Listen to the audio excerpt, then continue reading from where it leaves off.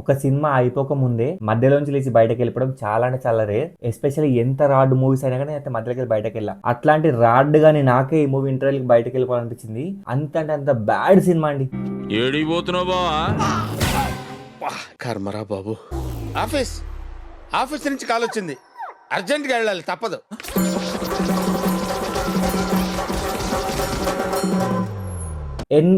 NARAKAM నరకం. Literal గా 0.25 speed లో నరకం అనే స్పెల్లింగ్ వ్యాపించారు. అంత లాగ్ సినిమా, బొక్కల సినిమా. సతీ లీలావతి ఇది యాక్చువల్ గా మూవీ కాదండి. ఇది ఒక 2 గంటల స్లీపింగ్ థెరపీ. ఇంటర్వెల్ వరకు అయినా అట్లీస్ట్ కొన్ని పేషెన్స్ స్టే చేసిరేమో కానీ ఇంకా సెకండ్ హాఫ్ అయితే పేషెన్స్ లే బొక్కల డైరెక్ట్ గా బెల్ట్ ట్రీట్మెంట్, పనిష్మెంట్ లిటరల్ గా సినిమా అయితే. ఈ సినిమా అట్లీస్ట్ నేను సెకండ్ హాఫ్ అది చూడగలను అంటే 2 రీజన్స్. ఒకటి థియేటర్ లో ఏసీ ఉంది, సెకండ్ స్క్రీన్ పైన లావణ్య త్రిపాఠి ఉంది. ఇవి లేకపోతే మాత్రం నేను అద్వాంతరంగా ఇంటర్వెల్కి వెళ్ళిపోయేది. ఇంకా మూవీ అయిపోతుంది, ఇంకో 15-20 నిమిషాలు ఉందనగా లేచి వెళ్ళిపోతున్నా. ఇట్లా బయటకు వస్తా ఉంటే డోర్ దగ్గర ఉంటారు ఆ పర్సన్స్, వాళ్ళు ఇట్లా చూస్తారు నాకు అయి బాగా అయిపోయినావు అన్న అని చెప్పి ఇట్లా దీనంగా చూసారు నాకు అయి. అంతా అయిపోయింది బాబు.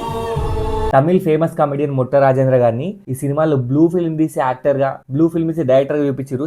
చీప్ అండ్ చీప్ కామెడీ అండి. ఏంటి నాన్న హీరోకి గన్ పెట్టి పెళ్లి చేస్తావా? కమిడియన్ జాఫర్ ని హ్యాంగర్ కి షర్ట్ వేసిన ఈజీగా ఆయనకి హ్యాంగ్ చేస్తావా? కమిడియన్ సప్తగిరిని బట్టలు లేకుండా బాత్టబ్ లో స్నానం చేపిస్తావా? తాగుబోతు రమేష్ గారికి ఒక cheap and pervert police officer role ఇస్తావా? ఈ అన్ని దరిద్రాలతో పాటు అడిషనల్ ఇంకో దరిద్రం కూడా ఉంది. మన తమిళ్ కమెడియన్ వీటీవీ గణేశన్ గారిని ఈ సినిమాలో ఒక లాయర్ లాగా చూపించారు. ఇల్లాజికల్ టు ద కోర్ అండి. క్రింజ్ కామెడీ అండి అనేది. అసలు లావణ్య త్రిపాఠి గారు మీకు ఏమైందండి? ఈ సినిమా ఎందుకు ఒప్పుకున్నారు నాకు అర్థం కావట్లేదు. అసలు సినిమాలో స్టోరీ ఉందా? లొకేషన్స్ ఉన్నాయా? లొకేషన్స్ అంటే గుర్తొచ్చింది, సినిమా మొత్తం ఆల్మోస్ట్ ఒక 70% ఒక హిల్ స్టేషన్లో అయిపోతుంది.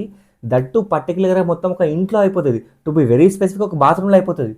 అయినా బాత్రూంలో ఏంటండి అట్లా దగదగ మెరిసిపోతా ఉంటాయి, అప్పుడే సర్ఫెక్స్ తీసినట్టు. వావ్, ఇల్లు మూలలా మిలమిలా మెరిసిపోతుంది. రోజు శుభ్రం చేస్తాను. టాయిలెట్ కూడా మెరిసిపోతుంది. డైరెక్టర్ కి ఒక బేసిక్ కామన్ సెన్స్ లేదండి. ఒక ఇల్లు అయినా ఒక బాత్రూమ్ అయినా అంత దగదగ మెరిసిపోతే న్యాచురల్ ఫీలింగ్ రాదు. నాకు ఎందుకు ఒక చిన్న డౌట్ కొడుతుంది, లావణ్య త్రిపాఠి గారు ఈ మూవీని థియేటర్ లో చూడగలుగుతారా?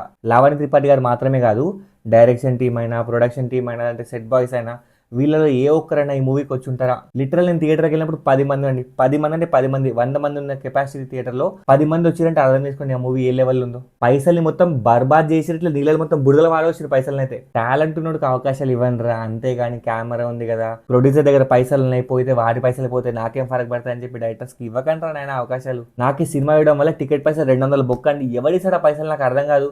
ఇదే 200తో నేను ఓటీటీలో ఒక సబ్స్క్రిప్షన్ తీసుకోవచ్చు, మొత్తం 1 మంత్ మొత్తం ఫ్రీగా తీసుకోవచ్చు సినిమాలన్నీ. ఇప్పుడు ఆ పైసలు ఎవరిస్తారని నాకు అర్థం కాదు ఈ బొక్కడా సినిమాలు తీసి. సో మీరు కనుక ఇట్లాంటి చెత్త సినిమాలు, ఇలాంటి వరస్ట్ మూవీస్ అవాయిడ్ చేయాలనుకుంటే నా ఛానల్ సబ్స్క్రైబ్ చేసుకొని పెట్టుకోండి. ఇలాంటి స్క్రాప్ కంటెంట్ మొత్తం బయటకు తీసుకొద్దామండి. అసలు మీరు ఈ సినిమాలకి వెళ్ళొద్దండి లిటరల్. సో నన్ను సపోర్ట్ చేయాలనుకుంటే మాత్రం please do like, subscribe to movie మంచి. జిందాబాద్.